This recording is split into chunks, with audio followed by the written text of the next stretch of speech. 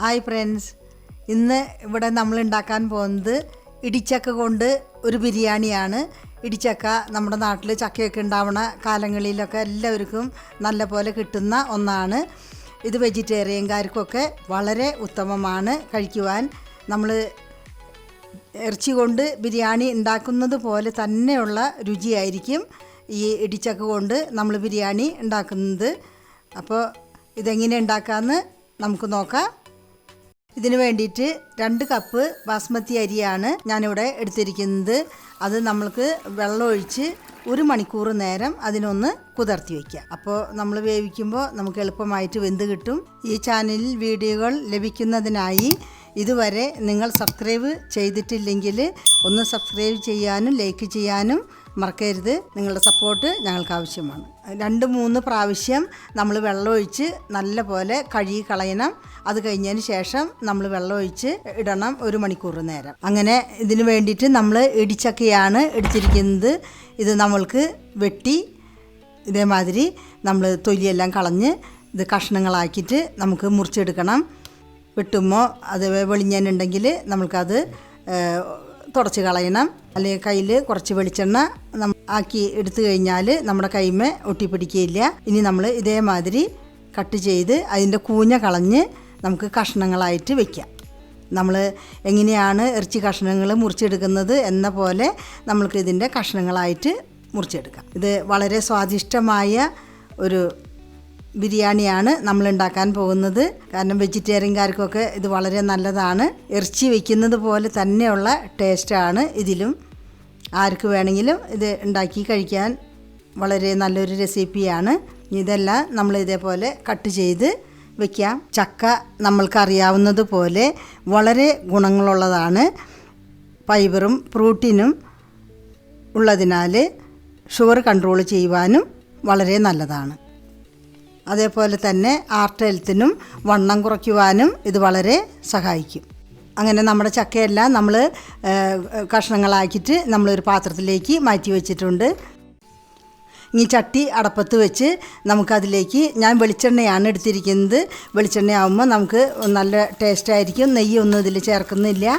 ഇനി നമ്മൾക്ക് ഇത് നല്ല പോലെ ഒന്ന് റോസ്റ്റ് ചെയ്തെടുക്കാം. നല്ല പോലെ റോസ്റ്റ് ചെയ്തെടുത്ത് കഴിഞ്ഞാൽ നമ്മുടെ ചക്ക ഉടയുകയുമില്ല.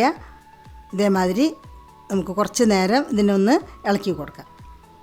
ഒരുവിധം ചോന്ന് വരുന്നവരെ നമുക്കൊന്ന് ഇളക്കി കൊടുക്കാം. എണ്ണയിൽ കിടന്ന് റോസ്റ്റ് ആകുമ്പോൾ നല്ലൊരു ടേസ്റ്റ് ആയിരിക്കും. കഷ്ണങ്ങൾ എടുക്കുമ്പോൾ ഇതേമാതിരി കുറച്ച് വലുപ്പത്തിൽ നമ്മൾ അരിഞ്ഞെടുക്കണം. ഇനി നമുക്ക് അത് പാത്രത്തിലേക്ക് മാറ്റി വയ്ക്കാം. അങ്ങനെ വറുത്ത് ചോന്ന് വന്നിട്ടുണ്ട്. അപ്പോഴേക്കും നമുക്ക് ഇനി അതിൻ്റെ മസാലകൾ ഉണ്ടാക്കിയെടുക്കാം.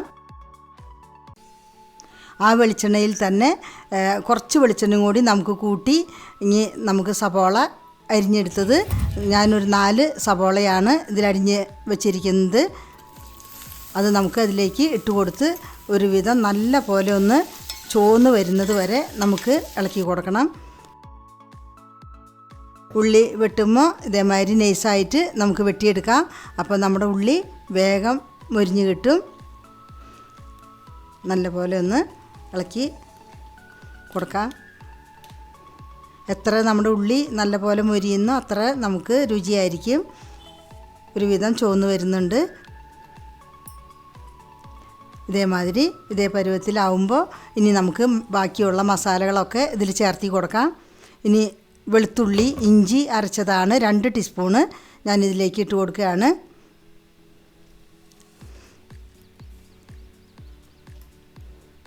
നന്നായിട്ട് ഇളക്കി കൊടുക്കാം. ഇനി പച്ചമുളകാണ്. 3 പച്ചമുളക് ഞാൻ ചെറുതായി അരിഞ്ഞ് ഇട്ട് കൊടുത്തിരിക്കുകയാണ്. നന്നായിട്ട് ഇളക്കി കൊടുക്കാം. ഇനി ഇതിലേക്ക് നമുക്ക് 1/2 ടീസ്പൂണ് മഞ്ഞൾപ്പൊടി ചേർത്ത് കൊടുക്കാം. 1 ടീസ്പൂണ് മുളക് പൊടി ചേർത്ത് കൊടുക്കാം. ഇനി നമുക്ക് 1 ടീസ്പൂണ് മല്ലിപ്പൊടി ചേർത്ത് കൊടുക്കാം. ഒരു 1.5 ടീസ്പൂണ് നമുക്ക് ഗരം മസാല ചേർത്ത് കൊടുക്കാം. നമ്മുടെ ബിരിയാണി മസാല പോലെ പൊടിച്ച മസാലയാണ്. 1.5 ടീസ്പൂണ് ചേർത്ത് കൊടുക്കാം. നന്നായിട്ട് ഒന്ന് ഇളക്കി കൊടുക്കാം. എല്ലാം കൂടി നമുക്കൊന്ന് നന്നായിട്ട് മൂത്ത് വരുന്നത് വരെ. ഇനി 1/2 കപ്പ് ചൂടുവെള്ളമാണ് ഞാൻ ഇതിലൊഴിച്ച് കൊടുത്തിരിക്കുന്നത്. നന്നായിട്ട് ഇളക്കി കൊടുക്കാം. ഇതേമാതിരി കുറച്ച് ചാറ് കട്ടിയിൽ വരുന്നത് വരെ നമുക്കൊന്ന് ഇളക്കി ഈ പരുവത്തിൽ ആക്കിയെടുക്കാം. ഇനി 2 തക്കാളിയാണ് ഞാൻ എടുത്തിരിക്കുന്നത്. ഇത് അരച്ച് ഒഴിച്ചതാണ്. നമുക്ക് ചാറിന് നല്ല കട്ടി കിട്ടുവാനായിട്ട് ഞാൻ അരച്ച് ഒഴിച്ചിരിക്കുന്നതാണ്. ഇതേമാതിരി നന്നായിട്ട് നമുക്ക് ഇളക്കി ഇതിനെല്ലാം കൂടെ മിക്സാക്കി എടുക്കാം. ഇനി 1/2 കപ്പ് തൈരാണ്, നല്ല കട്ട തൈര് ഉടച്ച് വെച്ചതാണ്. ഇത് നമുക്ക് ഇതിലേക്ക് ചേർത്ത് കൊടുക്കാം. തൈര് എടുക്കുമ്പോൾ പുളിയില്ലാത്ത തൈര് എടുത്തു കഴിഞ്ഞാൽ ആണ് നമുക്ക് നല്ല രുചിയായിരിക്കുക. ഇനി നമുക്ക് ആവശ്യത്തിനുള്ള ഉപ്പ് ഞാനിവിടെ ഒരു 1/2 ടീസ്പൂണ് ഉപ്പ് ചേർത്ത് കൊടുത്തിട്ടുണ്ട്. നമുക്ക് ഉപ്പ് ആവശ്യാനുസരണം ചേർത്തെടുക്കാവുന്നതാണ്. ഇപ്പം നമ്മുടെ ചാറെല്ലാം ഒരുവിധം കട്ടിയായി വന്നിട്ടുണ്ട്. വളരെ എളുപ്പമായിട്ട് നമുക്ക് ഇതിങ്ങനെ ഉണ്ടാക്കിയെടുക്കാം. നമ്മുടെ അരി കുതിർന്ന് വരുമ്പോഴേക്കും നമുക്ക് ഈ മസാലകളെല്ലാം ചേർത്തി നമുക്ക് നല്ലൊരു ചാറുണ്ടാക്കിയെടുക്കാം. നമ്മുടെ അരി വേവിക്കാനുള്ള മസാലയാണ്. നമ്മൾ വെള്ളം അടപ്പത്ത് വെച്ച് കഴിയുമ്പോൾ നമുക്ക് ഒരു കറുകപ്പട്ട, അതേപോലെ ഒരു തക്കോലം, അതേപോലെ കരയാമ്പൂവ്, ഒരു 4-5 കരയാമ്പൂവ്, അതേപോലെ 5-6 കുരുമുളക്, ഇനി ഒരു 4 ഏലക്കായ, കുറച്ച് പെരിഞ്ജീരകം, ഇതെല്ലാം കൂടെ നമ്മൾ ഇതിലിട്ട് ഒന്ന് നന്നായിട്ട് 2 പച്ചമുളക് കീറിയിട്ടതാണ്. എല്ലാം കൂടെ നന്നായിട്ട് ഒന്ന് തിളച്ച് വരണം. ഇനി ഒരു മുറി നാരങ്ങ നീര് നമ്മളിതിലേക്ക് പിഴിഞ്ഞൊഴിച്ച് കൊടുക്കുകയാണ്. ഇതെല്ലാം കൂടെ നമ്മൾ നന്നായിട്ട് തിളച്ച് ഇറങ്ങി കഴിയുമ്പോൾ നമ്മുടെ ഈ അരി വേവുമ്പോൾ നല്ല ടേസ്റ്റായിരിക്കും. ഇത് തിളച്ച് കഴിയുമ്പോൾ നമ്മളെല്ലാവരും ഇത് കോരി കളയണം, അല്ലെങ്കിൽ എല്ലാവർക്കും അത് കടിക്കുമ്പോൾ വലിയ അത്രയ്ക്ക് നന്നാവില്ല. അതുകൊണ്ട് ഇതേപോലെ നല്ല പോലെ തിളച്ച് ഇതെല്ലാം ഇതിൽ ഇറങ്ങി വരണം. ഇനി നമുക്ക് ഇത് കോരി മാറ്റിക്കളയാം, കാരണം ഇതിങ്ങനെ കടിക്കുമ്പോൾ ചോറിൻ്റെ കൂടെ അത്രയ്ക്ക് നന്നാവില്ല. അപ്പോൾ അത് മാറ്റി വെച്ചു. ഇനി നമ്മൾ കുതിർത്തി വെച്ചിരിക്കുന്ന അരി നമ്മളിതിലേക്ക് ഇട്ട് കൊടുത്ത് ഒന്ന് ഇളക്കി കൊടുക്കാം. അടി പിടിക്കാണ്ട് നമുക്കൊന്ന് ഇളക്കി കൊടുക്കാം. അരി നമ്മുടെ പെട്ടെന്ന് തന്നെ വെന്ത് കിട്ടും. കുറച്ച് നേരം ഇതേമാതിരി ഒന്ന് ഇളക്കി കൊടുക്കാം. നല്ലോണം തിളച്ച് വരുന്നുണ്ട്. ഒരു പകുതി 1/4 വേവാകുമ്പോൾ നമുക്കത് ഉപ്പ്, അതിലാവശ്യത്തിനുള്ള ഉപ്പ് ചേർത്ത് കഴിഞ്ഞ് കഴിഞ്ഞാൽ നമ്മുടെ അരി ഉടഞ്ഞു പോവില്ല.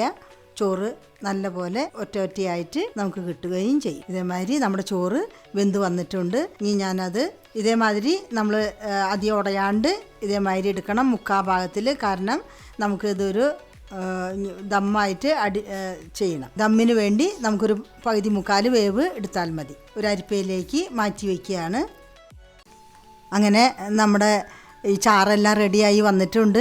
അപ്പോൾ നമ്മൾ ഇത് ഫ്രൈ ചെയ്ത് വെച്ചത് നമുക്കിതിലേക്ക് ഇട്ട് കൊടുത്ത് നന്നായിട്ട് ഇളക്കി മിക്സാക്കി എടുക്കാം. നല്ലപോലെ 2 മിനിറ്റ് നേരം ഒന്ന് ഇളക്കി മിക്സാക്കാം. മസാലയൊക്കെ പിടിക്കാനായിട്ട് ഇതേമാതിരി ആക്കിയെടുക്കണം. നല്ലപോലെ ഇളക്കണം 2 മിനിറ്റ് നേരം. ഇനി 1/2 കപ്പ് വെള്ളം കൂടി ഒഴിച്ച് നമുക്ക് ഇളക്കി എടുക്കാം. അത് കഴിഞ്ഞിട്ട് നമുക്ക് അടപ്പ് വെച്ച് 2 മിനിറ്റ് നേരം ഒന്ന് വേവിച്ചെടുക്കാം. അടപ്പ് വെച്ച് 2 മിനിറ്റ് വേവിച്ചെടുക്കാം. അങ്ങനെ നമ്മുടെ ചക്ക നമുക്ക് വെന്തോന്ന് നോക്കാം. അടപ്പ് തുറന്ന് നോക്കാം. അങ്ങനെ നല്ലൊരു മണമൊക്കെ വരുന്നുണ്ട്. നല്ലൊരു ബിരിയാണിയുടെ മസാല കൂട്ടിൻ്റെ ഒക്കെ ഒരു മണം വരുന്നുണ്ട്. നിങ്ങൾക്കിത് കാണുമ്പോൾ തന്നെ അറിയാൻ പറ്റും ഇതെത്ര നല്ലതായിരിക്കുമെന്ന്. ഇനി കുറച്ച് മല്ലിയില കണ്ടിച്ച് ഇട്ടതാണ്, ചെറുതായി അരിഞ്ഞിട്ടതാണ്. മല്ലിയില നമുക്ക് ചേർക്കുമ്പോൾ വളരെ രുചിയായിരിക്കും. അങ്ങനെ നമ്മുടെ വേവിച്ച് വെച്ച ചോറ് ഇടാൻ വേണ്ടിയിട്ട് ഞാൻ പാത്രം മാറ്റി വെച്ചു. ഇനി നമ്മൾ കറി ഉണ്ടാക്കി വെച്ചതിലേക്ക് നമ്മൾ ഈ ചോറ് മുകളിലേക്ക് ഇട്ട് കൊടുക്കുകയാണ്. ഇതേമാതിരി നമ്മൾ ഇട്ട് കൊടുക്കുകയാണ്. വേവിച്ച് വെച്ചിരിക്കുന്ന ചോറ് നമുക്ക് ഈ കറിയിലേക്ക് ഇട്ട് കൊടുക്കാം. ഇതിൻ്റെ മേലെ നമുക്ക് എല്ലാവരും ചോറുകൾ ഇട്ട് കൊടുക്കാം. ഇതേമാതിരി ലെയറായിട്ട് നമുക്ക് ഇട്ട് കൊടുത്ത്, ഇനി ഞാനിവിടെ എടുത്തിരിക്കുന്നത് കുറച്ച് മഞ്ഞൾ എടുത്തിട്ട് ഇത്തിരി പാലിൽ കലക്കി ഒഴിച്ചു കൊടുക്കുകയാണ്. നിങ്ങൾക്ക് വേണമെങ്കിൽ കുങ്കുമപ്പൂവ് പാലിലിട്ടിട്ട് ഇതേമാതിരി കുറേശ്ശെ ഇതേമാതിരി ഗാർണിഷ് ചെയ്ത് കൊടുത്താൽ മതി. ഞാൻ ഇവിടെ എടുത്തിരിക്കുന്നത് മഞ്ഞളാണ്. മഞ്ഞളിൽ കുറച്ച് പാൽ ഒഴിച്ചിട്ട് കലക്കി ലേശം മുകളിൽ കൂടെ ഒഴിച്ചു കൊടുത്തിരിക്കുകയാണ്. ഇനി ഇത് ദമ്മ അടുപ്പിക്കാൻ വേണ്ടിയിട്ട് നമ്മൾ ചപ്പാത്തി ഉണ്ടാക്കണ ഒരു കല്ല് അടപ്പത്ത് വെച്ചിട്ട് നമുക്ക് ഈ കല്ലിനെ നല്ല പോലെ ഒന്ന് ചൂടാക്കി അതിൻ്റെ മുകളിൽ നമ്മൾ എടുത്തു വെച്ചിരിക്കുന്ന കറിയും ചോറും കൂടി നമ്മൾ അതിൻ്റെ മുകളിൽ വെച്ച് കൊടുത്ത് നമുക്ക് നല്ലൊരു ഭാരമുള്ള ഒരു എന്തെങ്കിലും ഒരു സാധനം അതിൻ്റെ മുകളിൽ കയറ്റി വയ്ക്കാം. പിന്നെ വേണമെങ്കിൽ അതിൻ്റെ അരുവിന് നമുക്കൊരു തുണി വേണമെങ്കിൽ കെട്ടി കൊടുക്കാം. ഞാൻ അങ്ങനെ ഒന്നും ചെയ്തിട്ടില്ല. കാരണം ഇങ്ങനെ വെച്ചാലും നല്ല പോലെ നമുക്ക് വെന്ത് കിട്ടും. അതുകൊണ്ട് ഞാൻ ഇതേമാതിരിയാണ് എടുത്തിരിക്കുന്നത്. ഇതിപ്പോൾ നമുക്ക് വിറക് കത്തിച്ചൊന്നും അങ്ങനെ ഒരു 10 മിനിറ്റ് നേരം കഴിഞ്ഞു. ഞാൻ ഇതിൻ്റെ മുകളിൽ നിന്ന് നമ്മൾ ഈ ഭാരമുള്ളത് എടുത്തു വെച്ചു. ഇനി നമുക്ക് അടപ്പ് തുറന്ന് നോക്കാം. അങ്ങനെ നമ്മുടെ ദം ബിരിയാണി നല്ല അടിപൊളിയായിട്ട് വന്നിട്ടുണ്ട്. നല്ലപോലെ ചോറൊക്കെ വെന്ത് ഇതേമാതിരി ആയി കിട്ടിയിട്ടുണ്ട്. ഇതാർക്ക് വേണമെങ്കിലും എവിടെ വേണമെങ്കിലും നമുക്ക് ഉണ്ടാക്കി കഴിക്കാൻ പറ്റിയതാണ്. നമ്മൾ ഈ മേലെ ഇട്ടിരിക്കുന്ന ചോറെല്ലാം ഒരു സൈഡിലേക്ക് നമ്മൾ ഇതേമാതിരി മാറ്റിയെടുത്ത് കഴിഞ്ഞാലാണ് നമുക്കത് പാത്രത്തിലേക്ക് നല്ല പോലെ പകർത്തി എടുക്കുവാനും ഇത് മറ്റുള്ളവർക്ക് കൊടുക്കുവാനും പറ്റുകയുള്ളൂ. ഇതേമാതിരി നമ്മൾ നീക്കി നമ്മൾ ഇനി പാത്രത്തിലേക്ക് മാറ്റി എടുക്കാം. അപ്പോൾ എങ്ങനെയുണ്ട്? നല്ലൊരു ബിരിയാണിയായി നിങ്ങൾക്ക് കിട്ടിയില്ലേ? ഇനി നിങ്ങൾ ഇത് വീടുകളിൽ ആദ്യം തന്നെ ഇങ്ങനെ നമ്മൾ അടിയിൽ നിന്ന് പാത്രത്തിലേക്ക് പകർത്തിയെടുക്കുകയാണ്. നമ്മൾ കറിയോടുകൂടി അടിയിൽ പകർത്തണം. അത് കഴിഞ്ഞിട്ട് അതിൻ്റെ മുകളിൽ നമ്മൾ സാദാ ചോറും കൂടി ഇട്ട് കൊടുക്കണം. അങ്ങനെ ആദ്യത്തെ ലെയർ നമ്മൾ ഈ കറിയോടുകൂടി പാത്രത്തിലേക്ക് മാറ്റുകയാണ്. ഇതേമാതിരി നമ്മൾ മാറ്റിയെടുക്കണം. അത് കഴിഞ്ഞിട്ട് നമ്മൾക്ക് സാദാ ചോറ് ഇതിൻ്റെ മുകളിൽ ഇട്ട് കൊടുക്കാം. ഇതേമാതിരി സാദാ ചോറ് ഇട്ട് കൊടുക്കാം. അങ്ങനെ നല്ല ചുടുചുടായിട്ട് നമുക്ക് കഴിക്കുവാനും വളരെ ടേസ്റ്റായിരിക്കും. അങ്ങനെ നിങ്ങളെല്ലാവരും ഈ റെസിപ്പി വീടുകളിൽ ഉണ്ടാക്കി നോക്കണം. നമുക്ക് അധികം ചിലവൊന്നുമില്ലാത്ത ഒരു ബിരിയാണി ഉണ്ടാക്കി നമുക്ക് കഴിക്കാൻ പറ്റും. നിങ്ങളുടെ അഭിപ്രായങ്ങൾ അറിയിക്കണം.